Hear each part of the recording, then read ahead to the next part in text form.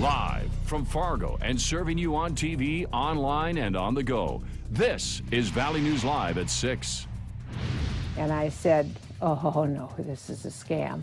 Oh no, they assured me it wasn't. A victim of a scam is speaking out after a person claiming to be from Microsoft told her that she had a virus on her computer and wanted to fix it. Thank you for joining us tonight. We have been getting calls for weeks on our whistleblower hotline about a Microsoft scam hitting the Valley. Now, the caller claims your computer has been infected and that it offers some help. But Microsoft tells us it is a scam. They say they would never call their customers. Valley News Team's crime and safety reporter Nicole Johnson has the story of a local woman who had a close call.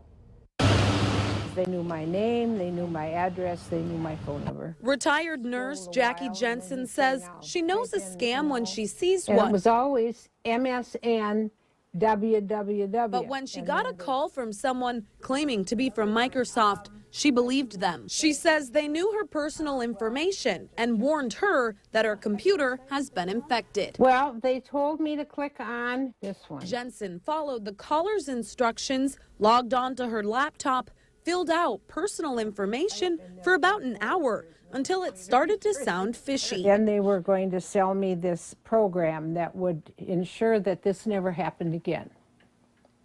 And I said, oh no, this is a scam. Oh no, they assured me it wasn't. She hung up, called the sheriff's department, who told her she's not alone. They not only want your money, they're trying to commit identity theft. Scary.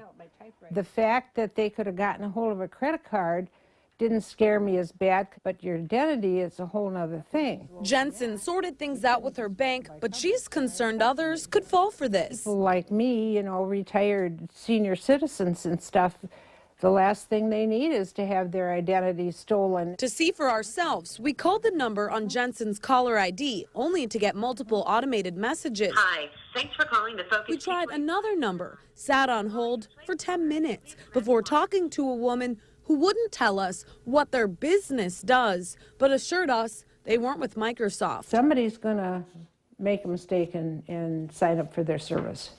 And then who knows what will happen. Nicole Johnson, Valley News Live. Once again, Microsoft says it would never directly call a customer. The Better Business Bureau has a warning on its website for this scam as well. We have a link to that on our website. Go to valleynewslive.com and click on the hot button. Now, if you ever need help uncovering fraud or corruption in your community, call our whistleblower hotline. We'll do our best to get to the bottom of it. 701-237-6576. Call that number and leave your tip. We have some new information tonight on the shooting that happened at a Grand Forks Walmart. A toxicology report released today shows that airman Marcel Willis had a blood alcohol level more than double the legal limit at the time that he took his own life after shooting and killing Greg Weiland and injuring Lisa Braun. But police say they do not have test results yet on whether he was taking any drugs. Braun, who survived the shooting with a shoulder wound, adds that some insight with what she heard before that final shot. You couldn't see him at that point? No. Okay. But I heard, like I told you that he yelled something. Each time that before he fired, he yelled a word. I don't remember what it was. Police won't comment on whether other witnesses in the store may have heard exactly what the shooter was yelling. However, police say their investigation has nothing to do with Willis being a possible terrorist. Breezy and cool out there today, but that isn't standing in the way of another backyard barbecue. Let's head over to Hutch Johnson to see how it's going. Hutch, where are you at tonight? Well, I got to tell you, we are in South Morehead here at Cheryl Emery's place, and it's been a pretty good night. The clouds are out here. We don't have to worry about overheating, but it's not too windy in the backyard here. And how was everything at the backyard barbecue? Really very good. Very yeah, good. Thank you. And who did you invite here? This is a raucous crowd. We have a couple that are gone right now, my sons, but this is my husband, Kurt. Okay, Kurt. Neighbor Carol, friend Jean, Good. old neighbor Deb, and Lyle belongs to Jean. All friends right. of ours. So Very yeah, good. yeah. And I hear the dog out here, and everything was just, yeah, very good.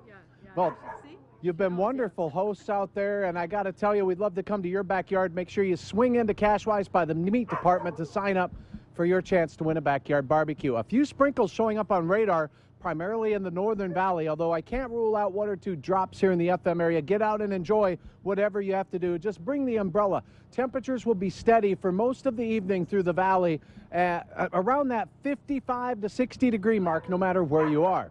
Your hour-by-hour forecast, including the outlook for what could be a stormy weekend, coming up here in just a few moments. Oh, sneaking it in, huh? Sneaking it in. All right, thanks, Hutch. We look forward to the rest of your forecast. See you later. We now know the name of the man who died when his vehicle was hit by a BNSF train near Morehead over the weekend. 80-year-old Gerald Sinclair from Fargo was killed in the crash around 9 a.m. Saturday. Clay County officials say 2 witnesses saw Sinclair's truck go through the crossing arms after they were down. The crash is still being investigated at this point. If you travel on First Avenue in downtown Fargo, you'll see plenty of construction. In conjunction with the 2nd Avenue Dike project, city leaders say that they're going to be digging up the road to replace century-old pipes and utilities. Now, letters like this were recently sent out letting people in the downtown area know that it's going to be a mess for the next few years and asking them to help pay for part of it. Valley News Team's Bradford Eric shows us who will be impacted and how you will be paying for it.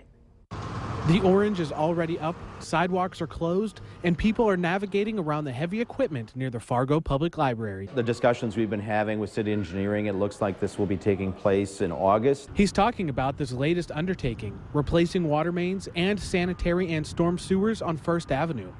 It's going to stretch from 2nd Street to 3rd Street and then have to tie into a sewer main on 4th Avenue.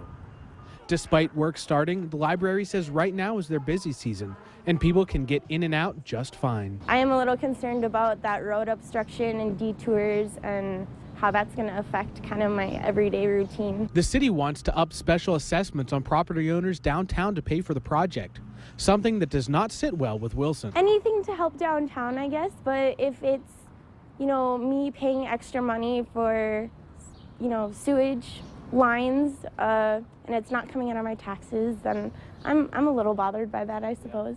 First Avenue is going to remain open, but there will be construction going on in one of the lanes. Deputy Mayor Mike Williams says people should not worry. Crews will be able to work around the traffic. We'll be working our way over the next 12 to 15 years on each of those corridors going north, replacing that oldest infrastructure. Williams explains since the value of downtown has quadrupled and over 20,000 people work here, the upgrades are a necessity. In Fargo, Bradford Eric, Valley News Live. There's going to be a public hearing later this month to further discuss the utility project along First Avenue. The Fargo Engineering Department says it won't allow the project to even begin until next year. Another bit of technology to help keep you safe, and it has the blessing and the support of the Fargo Police Department. It's called Nextdoor, and nearly 2,000 people are already using it. Police Chief Dave Todd rolled out Nextdoor at a news conference this afternoon, saying it's a way for neighbors to connect with neighbors and then for police to connect with everyone. Chief Todd says Nextdoor is very neighborhood specific. The ultimate goals: safety in your home, your backyard, and on your street. Nextdoor has proven to be useful for residents in everything from connecting them with their neighbors to reuniting residents with lost pets and to keeping them aware of suspicious activity. Nextdoor is free and also available as an app. You can sign up by going to valleynewslive.com and then clicking on the hot button. Female country music artists like Miranda Lambert and Martina McBride are standing up for women in their industry after a radio consultant said stations should limit the number of female artists they play to get higher ratings. Some radio stations in Fargo say they don't pay attention to how many female artists they play, but others say they play what flows together. The program director at Froggy 99.9 says country is more male-dominated than compared to the early 90s. There are ways to separate music, but I don't ever count an hour and go, wow, look at that, 15% females, we can't go over, gasp. It's just not how it works. Cantrell says country music is always changing. She adds that radio stations target women, and having a female program director is even rare. All country is just fun to listen to. They're not playing any of our songs. No, they're not. Well, they maybe should be. Yeah. Well, later on Valley News Live at 6, Ribfest kicked off its 20th annual event today. We'll bring you the finger-licking fun. And from the Ribfest to the Cashwise Backyard Barbecue, your weather a big factor in what you do outdoors. I'll have your hour-by-hour forecast coming up right after this.